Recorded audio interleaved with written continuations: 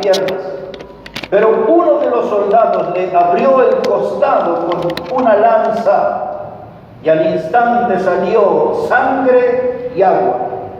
Y el que lo vio da testimonio, y su testimonio es verdadero, y él sabe que dice la verdad para que vosotros también creáis. Porque estas cosas como sucedieron, para que se cumpliese la escritura, no será quebrado hueso suyo. Y también otra escritura dice, mirarán al que traspasaron. Yo, hermano, a través de este pasaje, yo quiero detenerme en 3 hechos. El hecho número 1, que no quebraron las piernas del Señor Jesús. El segundo hecho, su costado abierto por la lanza del soldado, abrió su costado. Y el tercer hecho, mirarán al que traspasaron. En esos 3 nos vamos a reparar durante el desarrollo del mensaje, que no quebraron sus piernas, que su costado fue abierto y que la multitud miraba al que traspasaron. La Pascua era una fiesta de liberación. Para este tiempo, cada año, para la ceremonia de Pascua, venían más de 1 millón de personas, quizás 1,5 millones de personas llegaban a Jerusalén para celebrar esta ceremonia de recordación. El pueblo de Israel había sido liberado de la esclavitud en Egipto, pues la Biblia enseña que allí estuvieron como cautivos, como esclavos, 430 años. Pero Dios un día levantó a un hombre que se llamaba Moisés. Y con mano poderosa Dios sacó a su pueblo de la esclavitud de Faraón y de Egipto. Y los iba a llevar rumbo a una tierra prometida, una tierra que fluía leche y miel. En el camino tuvieron que cruzar el Mar Rojo. Dios abrió las aguas del Mar Rojo. Y durante 40 años Dios lo guió por el desierto. Una columna de fuego y una columna de humo guiaba al pueblo hacia la tierra prometida. En ese desierto hubo muchas luchas, hubo muchas rebeldías del pueblo contra Dios.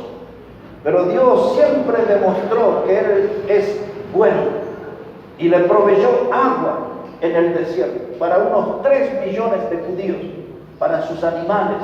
Le dio comida en el desierto. La Biblia, el libro de Salmos habla, dice, coloca mesas en el desierto. Nunca le faltó comida, entre ellas codornices. Dice el Salmo 78 que le dio carne de leviatán. La Biblia enseña que le envió maná desde el cielo, pan celestial para su pueblo. Y toda clase de alimentos le proveyó durante esos 40 años hasta llevarlos a la tierra prometida. Pero en Egipto habían vivido días difíciles, días de amargura. Y Dios preparó esa noche la liberación. Y es la primera vez que vemos la palabra Pascua en el libro de Éxodo, capítulo 12, versículo 1 en adelante. Dan todos los detalles de esa ceremonia. Había que matar a un cordero. El cordero era inocente. Cada familia tenía que matar un cordero. Y aquel atardecer, todos estaban con los ojos puestos en esa víctima inocente que se estaba desangrando. Luego la orden de Dios era que el cordero fuera asado. El cordero tenía que ser menor de 1 año, perfecto, sin ningún defecto, tenía que haber sido separado de la manada. Y luego lo que tenían que hacer con un hisopo, empapar la sangre del cordero y marcar las puertas de cada casa, porque esa noche pasaría por allí el ángel de la muerte. Y en la casa que no estuviera protegida con la sangre del cordero, moriría el primer hijo varón. Allí el pueblo hizo eso y comieron el cordero asado. Y el día viernes yo estuve explicando todo ese pasaje. Ese cordero tenía un tipo de la persona de Cristo. Cada uno de los pasos que se cumplió en ese cordero de la Pascua en Egipto, se cumplió en la persona de Cristo. Mis hermanos, el pueblo de Israel comió el cordero y salieron al desierto con el cordero adentro de sus cuerpos. Yo quiero en esta mañana pedirles a ustedes que se aseguren que el cordero de Dios, Cristo Jesús, que quita el pecado del mundo, esté adentro suyo, esté adentro de su vida. Aquellos que tengan al cordero de Dios en su vida son los que van a heredar de la gloria eterna que Dios promete. Esa era la Pascua. El pueblo se reunió para celebrar la Pascua, pero detrás de ese manto que cubría la ceremonia y esa gran multitud que vino de distintos países para la celebración, todos judíos, había allí una conspiración hecha por personas para llevar a Cristo, al Hijo de Dios, a la muerte de Cristo. Todos estaban entretenidos en la música, muchas veces en las esquinas se hacían fogatas y se cantaban salmos y había algarabía, había mucha alegría, porque recordaban ese tiempo de la liberación, ya no más de las hierbas amargas de Egipto, ahora había alegría, felicidad en el pueblo. Pero detrás de toda esa algarabía había gente inspirada por el diablo mismo para llevar a Jesucristo a la cruz. Y vamos a ver algunos de esos detalles. ¿Qué es lo que estaba pasando alrededor de la Pascua en esa extraña fiesta que estaban preparando otros? Así que voy a pedir que me acompañe al Evangelio de Mateo, el capítulo 26. Y vamos a ver allí, versículo 47, algunos eventos que rodearon aquella Pascua. Evangelio de Mateo, el capítulo 26 y versículo 47. Aquí estamos en un sector del Monte de los Olivos. Exactamente la Biblia le llama a este lugar el huerto de Getsemaní. Esa palabra Getsemaní hablaba de un molino que tritura, que aplasta aceite.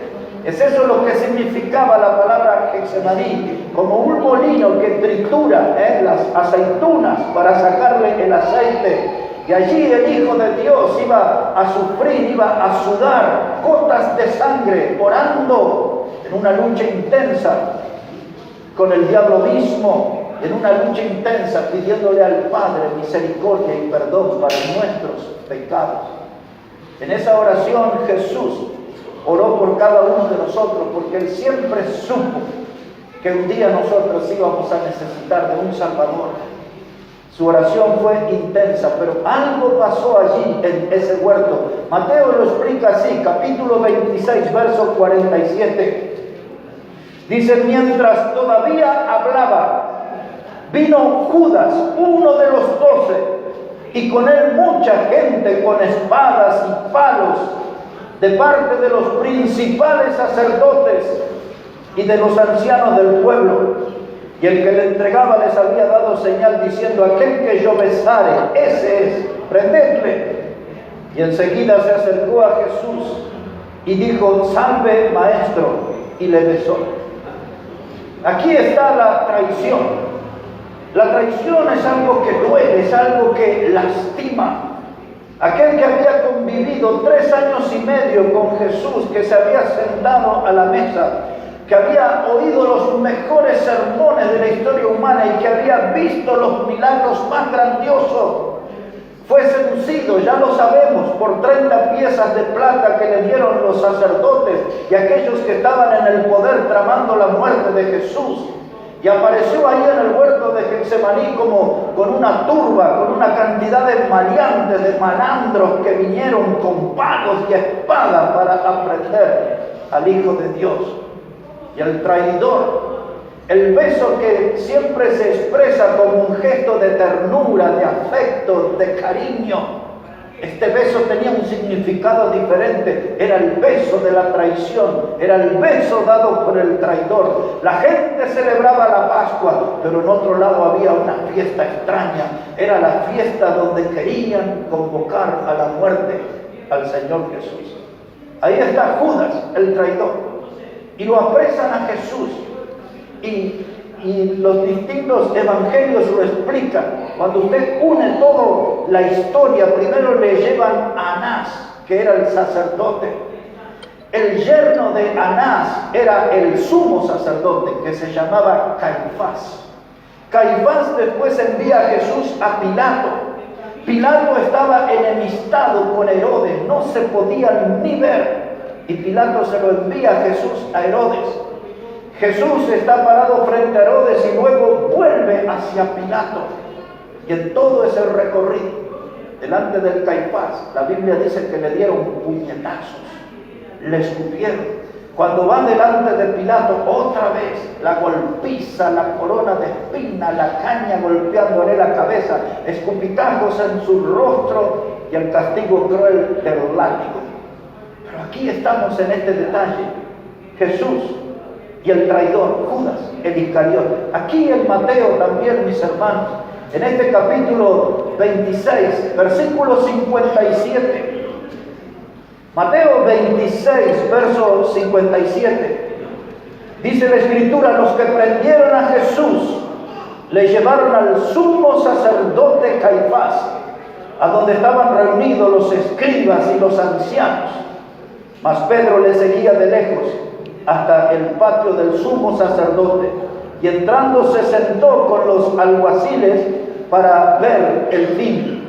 Y los principales sacerdotes y los ancianos y todo el concilio buscaban falso testimonio contra Jesús para entregarle a la muerte.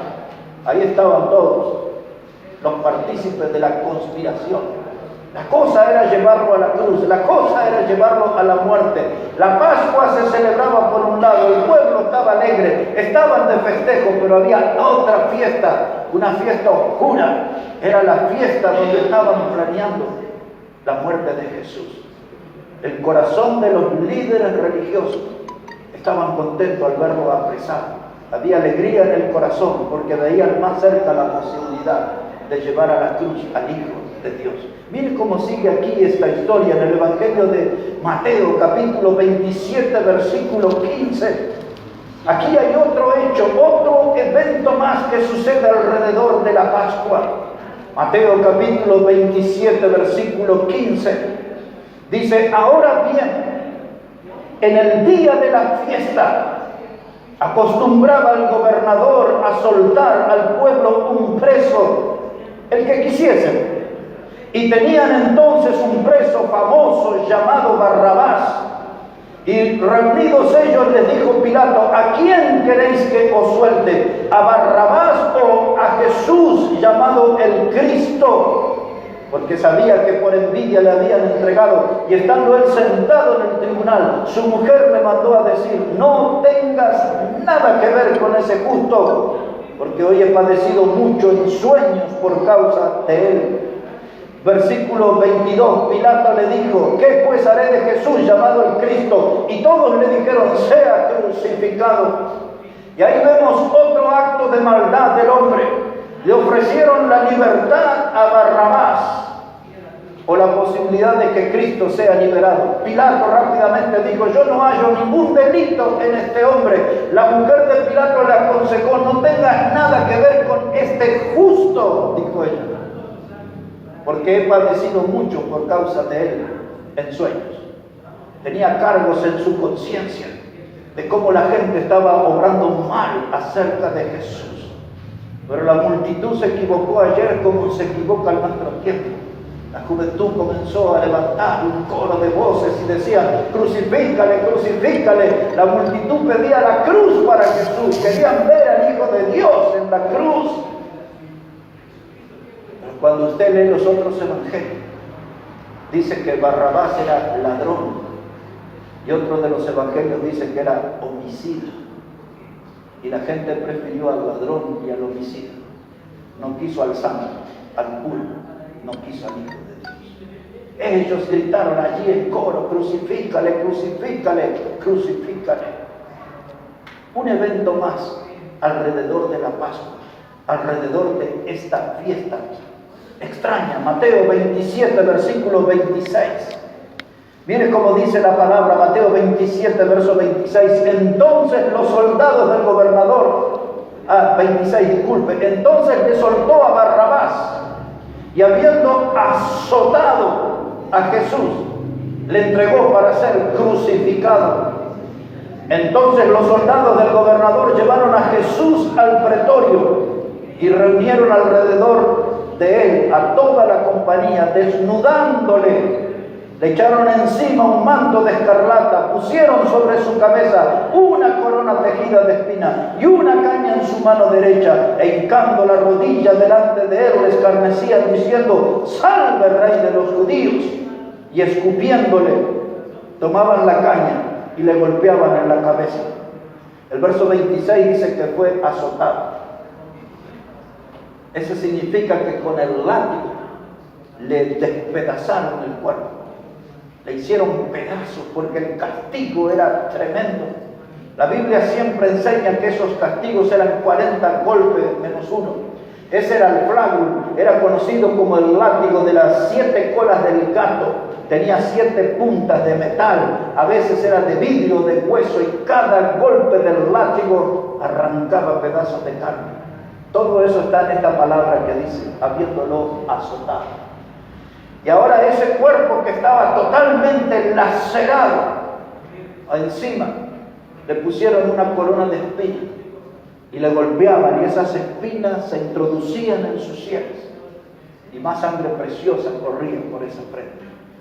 Y luego le abofetearon. Ya le habían abofeteado en el patio del Caifás, y ahora vuelve. Cuando fue con el Caifás, dice que lo que le dieron allí fue puñetazos. Si usted mira Mateo 26, porque ese texto no se lo leí, Mateo 26, versículo 66, dice: ¿qué os parece? Y respondiendo ellos dijeron: es reo de muerte. Y entonces le escupieron en el rostro y le dieron puñetazos, y otros le abofeteaban diciendo: profetízanos, Cristo, ¿quién es el que te golpeó? ¿Entienden, hermanos? Una golpiza en el patio del sumo sacerdote, y ahora una golpiza delante de Pilato. Puñetazos, dice la Biblia, bofetadas en el rostro, escupitazos en el rostro. Buscaron humillarle, le sacaron su túnica, dice la Escritura, desnudándole. Trataron de someter al Hijo de Dios a la mayor humillación, pero la mayor humillación iba a ser en la cruz. Así que todo esto estaba sucediendo mientras el pueblo estaba de fiesta, celebrando la liberación de la esclavitud de Egipto. Todo esto pasaba detrás de un manto oscuro. Y aquí están, mis hermanos, la corona, la gente burlándose, nuestro Cristo humillado. Pero la Biblia dice: como cordero fue llevado al matadero, enmudeció y no abrió su boca. Porque Él estaba dispuesto a sufrir por usted y por mí. Él estaba dispuesto a ir a la cruz para ocupar nuestro lugar. Él estaba dispuesto a morir para que nosotros tengamos salvación eterna. Amén. Por eso dice la Biblia: como cordero fue llevado al matadero, enmudeció, no abrió su boca. Ese silencio representaba su gran amor por nosotros, los pecadores. Él podría haber pedido a su Padre que le envíe una legión de ángeles. Me basta recordar en el Antiguo Testamento como en un solo día, un solo ángel mató 185,000 personas. Si él hubiese querido ser liberado del poder humano, solamente hubiese hablado con su Padre. Pero él quería llegar a la cruz, porque en ese lugar nos iba a redimir. Esa palabra redimir significa rescatar. Allí en la cruz él nos iba a comprar, derramando su sangre preciosa para que tengamos salvación eterna. Todo esto es lo que ocurría alrededor de esa fiesta, la Pascua. Eso que pasaba allí era una fiesta extraña. La fiesta verdadera era la Pascua, la recordación de la liberación. Y ahora, teniendo en nuestra mente el capítulo 19 de Juan, versos 31 a 37. Ahora vamos a entrar en el mensaje, pero el mensaje va a ser más corto que esta introducción, porque vamos a reparar en esos tres hechos que les mencioné. El primero de ellos dice la palabra de Dios que no iba a ser quebradas sus piernas, pues eso es lo que leímos allí en Juan 19, verso 32. Porque los romanos, hermanos, siempre estaban allí frente a la cruz. Los romanos, hermanos, disfrutaban de ese espectáculo tremendo de ver morir a alguien en la cruz. Esa gente tenía un corazón lleno de maldad, lleno de crueldad. Las personas, para los romanos, hermanos, podían estar allí en esa cruz 2 días, 3 días, 4 días. Las personas estaban allí en esa cruz indefensas. Podían venir las aves, hermanos, y le comían los ojos. Venían los insectos y se metían en las heridas de los crucificados, produciéndole infecciones. Morían de sed, morían de tétano por la infección que producían los clavos que le aferraban al madero. Esa muerte era tremenda, era cruel. En ese sol del desierto padecían y a veces quedaban esos cuerpos ahí en la cruz, y en la noche venían las fieras salvajes y se colgaban de las piernas y despedazaban el cuerpo de los crucificados. Todo eso estaba planeado paso a paso. Los romanos realmente tenían esa forma cruel de terminar con la gente, y es la clase de muerte que hicieron para Jesús, el Hijo de Dios. Por eso, cuando Pablo le escribió a la iglesia en Filipos, en el capítulo 2 de Filipenses, dice allí en el versículo 6 al 8, dice que Jesús se humilló, se hizo siervo, bajó a nuestra condición y se humilló hasta lo sumo y hasta la muerte, y muerte de cruz. Eso expresa lo terrible que era esa muerte, pero Él estuvo dispuesto a pagar el precio. Él fue a esa cruz por amor a nosotros. Lo que es triste, hermano, que nosotros no tenemos la misma clase de amor por Él. Lo que es triste es que nosotros no tenemos la misma clase de entrega por Él. Y nosotros no tenemos la misma clase de dedicación que Él tuvo por nosotros. Somos ingratos nosotros. Él consiguió una salvación tan grande. Su sacrificio fue enorme. Sin embargo, nosotros hacemos tan poco por el Señor y tan poco por su obra. El recordar este evento es un buen tirón de oreja para nosotros. El recordar este evento es un llamado de atención a mejorar nuestro cristianismo, a ser más comprometidos, más fieles, a valorar ese sacrificio de lo que Él hizo por nosotros, que necesitamos con urgencia ser mejores cristianos. Que a veces, hermanos, estamos tan metidos en las cosas del mundo y estamos coqueteando con el pecado, y renunciamos al privilegio de servir a nuestro Salvador. Él se entregó enteramente, Él fue a la cruz. Como ese himno que cantamos y aprendimos la semana pasada: mi vida di por ti, ¿qué has dado en tu cuerpo? Parece que el Señor esta mañana nos visita y nos habla al oído esa frase: mi vida di por ti. Ya está, fue claro. ¿Qué has dado tú por mí? Mira, hermano, venían los soldados, y para aumentar el sufrimiento del que estaba en la cruz, les quebraban las piernas. Para el judío todo era muy diferente. Los soldados romanos disfrutaban de ese espectáculo horrible del dolor, del sufrimiento, y tomaban una masa, un martillo grande, o a veces una barra de hierro, y venían y le quebraban los pies, las piernas al que estaba en la cruz, porque eso le quitaba su lugar de apoyo. Y entonces, al tener las piernas quebradas, ya no podía tomar impulso para respirar y moría asfixiado. Un paro cardiorrespiratorio o un paro cardíaco terminaba con el que estaba en la cruz. Pero para el judío era muy distinto. No es necesario que lo busque, solamente para que usted sepa que en la ley de Dios, en el Antiguo Testamento, en el libro de Deuteronomio, estaba escrito que era maldito el hombre que era muerto en un árbol. Eso usted lo encuentra en Deuteronomio 21, versículos 22 y 23. Y dice que cuando una persona era muerta en un árbol antes del anochecer, había que bajarlo porque si no la tierra se volvía maldita. Entonces los judíos eran los que querían que Jesús fuera muerto rápidamente para que antes del oscurecer su cuerpo fuera bajado de la cruz. Cuando usted lee en el Nuevo Testamento sobre esa creencia de los judíos, dice Gálatas 3:13, dice, porque escrito está, ahí donde le cité, dice Gálatas 3:13, escrito está, maldito todo aquel que muere en un madero.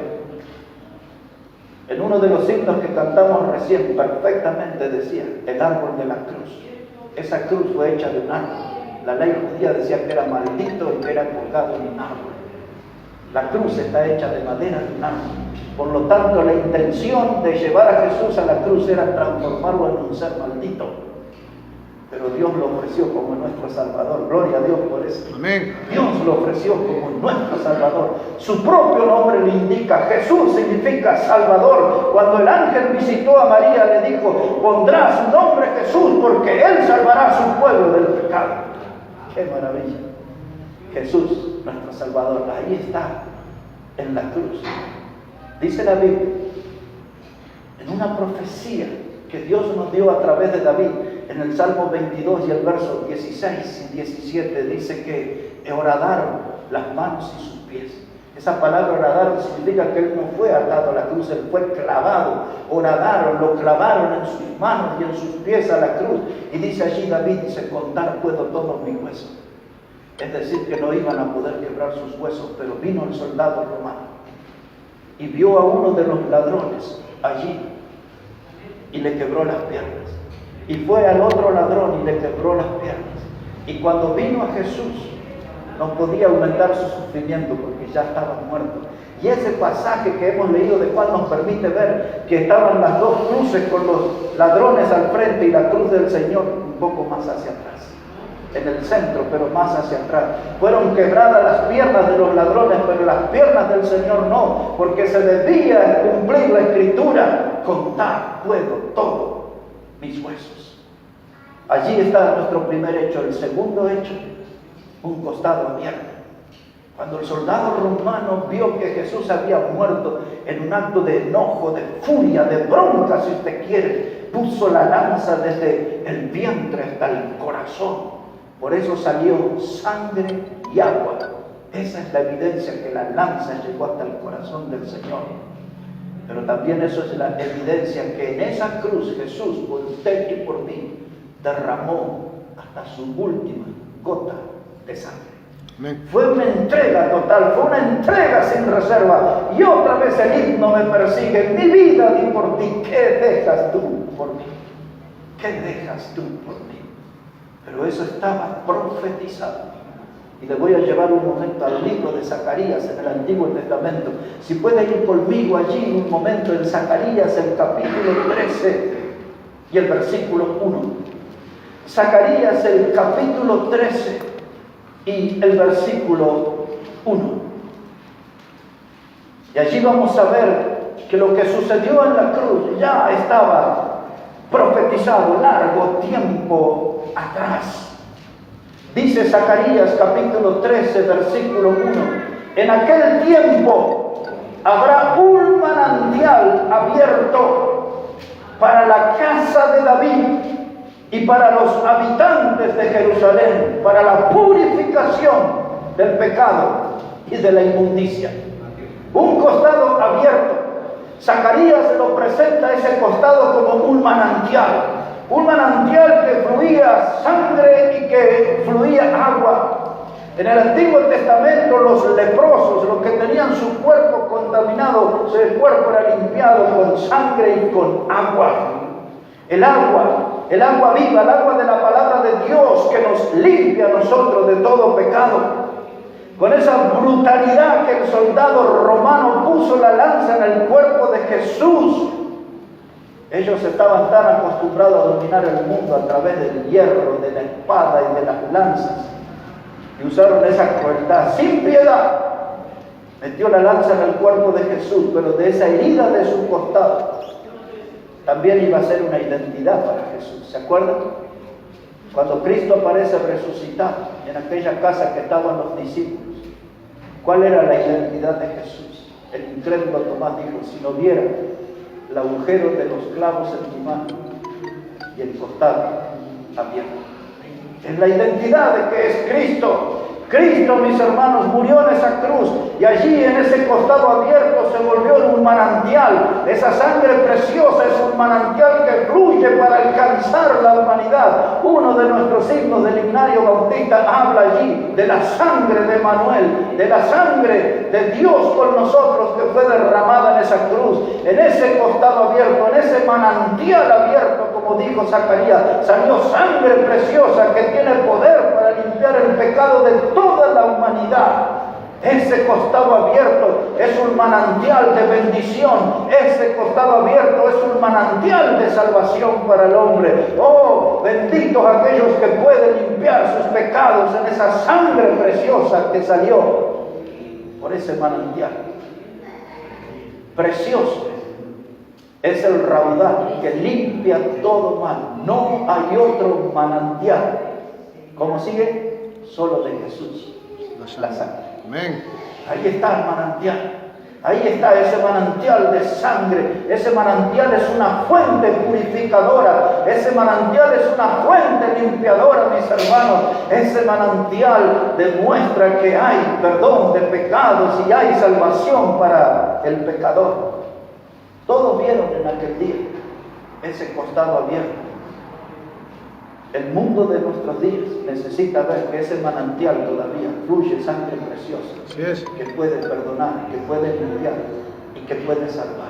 Tenemos que contarle esto al mundo, que el manantial todavía está abierto, que el manantial sigue fluyendo sangre preciosa para terminar con este problema del pecado y hacernos salvos eternamente. Sus huesos no fueron quebrados, su costado fue abierto. Y en tercer lugar, para terminar, dice la Biblia: mirarán a mí que traspasaron. Ahí en Zacarías, pero en el capítulo 12 y versículo 10 estaba esa profecía. Zacarías, el capítulo 12 y el versículo 10, estaba la profecía sobre ese evento de la cruz. Dice así la palabra: y derramaré sobre la casa de David y sobre los moradores de Jerusalén espíritu de gracia y de oración, y mirarán a mí, a quien traspasaron, y llorarán como se llora por hijo unigénito, afligiéndose por como quien se aflige por el primogénito. Dice la Biblia, dice el profeta: y mirarán a mí a quien han traspasado. Y a través de la historia, en estos 2000 años, el mundo puede mirar a la cruz y puede ver allí a quien traspasaron. Fue traspasado por nuestros pecados. La Biblia enseña que Él era el varón de dolores, experimentado en quebranto, y como si escondimos nosotros de Él el rostro, fue menospreciado, pero Él fue herido y molido por nuestro pecado, y el castigo de nuestra paz fue sobre Él, y por su llaga fuimos nosotros sanados, dice el profeta Isaías. Ahí está, mirando al que traspasaron. Y mi pregunta final, hermanos: cuando usted mira a la cruz, ¿qué es lo que ve? Cuando usted mira a la cruz al que traspasaron, ¿qué ve? A un idealista que mostró un amor. ¿Qué es lo que ve allí? ¿Un maestro de la historia humana? ¿Qué es lo que ve allí? ¿Al líder de alguna religión judaica? O cuando usted mira la cruz y ve al que traspasaron, ¿lo puede ver a Jesús el Salvador? ¿Puede usted decir: no, yo cuando miro a la cruz y el cordero que fue ofrecido en esa cruz, yo estoy viendo a mi Salvador? Él es Jesús, Él es mi Salvador? Que hoy en día, hermanos, Él se ofrece al mundo como el Salvador, pero un día cercano Él será para el mundo incrédulo el juez. Son las dos maneras que el ser humano puede ver a Jesús: como el Salvador o como el juez. Muchos de los que estamos aquí, quizás todos, no sé, tenemos a Jesús como el Salvador. Pero si usted aún no ha creído en Cristo, aún aún su pecado no fue limpio, aún su pecado no fue perdonado. Yo le digo, venga a la cruz porque el manantial está abierto. Hay sangre preciosa a su favor, hay sangre preciosa para purificarle y para salvarle eternamente. Amén. Porque si esa sangre no toca su vida, usted verá a Jesús en el futuro, pero le verá como el juez, no como el Salvador. Hoy es el tiempo para venir a Cristo. Voy a terminar leyendo el Evangelio de Lucas, hermano. Ese es el último texto que vamos a usar. El Evangelio de Lucas, el capítulo 23. Y ahí vamos a terminar. Dice la Biblia, mirarán al que traspasaron y llorarán. Y llorarán. Pero nosotros, cuando miramos esa cruz, nuestro corazón se alegra porque allí murió Jesús, nuestro Salvador, murió para salvarnos. Dice aquí el Evangelio de Lucas, el capítulo 23. Dice la palabra de Dios, verso 32. Lucas 23, verso 32. Llevaban también con Jesús a otros dos que eran malhechores para ser muertos. Y cuando llegaron al lugar llamado de la calavera, la crucificaron allí. Y a los malhechores, uno a la derecha y otro a la izquierda. Y Jesús decía, Padre, perdónalos porque no saben lo que hacen. Amén. Y repartieron entre sí sus vestidos echando suerte. Y ahora este es el texto que queremos. Dice, y el pueblo estaba mirando. Y el pueblo estaba mirando. Mirarán al que traspasaron. Y mientras ese pueblo miraba a Jesús en la cruz, dice que los gobernantes se burlaban de él y decían a otro salvó, sálvese a sí mismo, si este es el Cristo, el escogido de Dios. Y los soldados también le escarnecían, acercándose y presentándole vinagre, diciendo, si tú eres el rey de los judíos, sálvate a ti mismo. Y si usted sigue leyendo, uno de esos ladrones que estaba crucificado le gritó a Jesús y le dijo, si tú eres el Hijo de Dios, sálvate a ti mismo y a nosotros. Pero él no podía bajar de esa cruz, porque si él bajaba de esa cruz, nosotros estaríamos perdidos para siempre. Así es. Él tenía que estar en esa cruz y morir en esa cruz para que ustedes y yo podamos tener salvación eterna. Él necesitaba morir en esa cruz para comprarnos, para ser miembros de la familia de Dios, herederos de la vida eterna. Dice la Biblia, mirarán al que traspasaron, Zacarías. Dice Lucas, y el pueblo estaba mirando. Y esta mañana, que la obra de la cruz fue presentada, usted está mirando ese sacrificio. ¿Y cómo lo está mirando? ¿Usted puede ver a Jesús, el Salvador de su vida? ¿O usted necesita encontrarse con ese Cristo?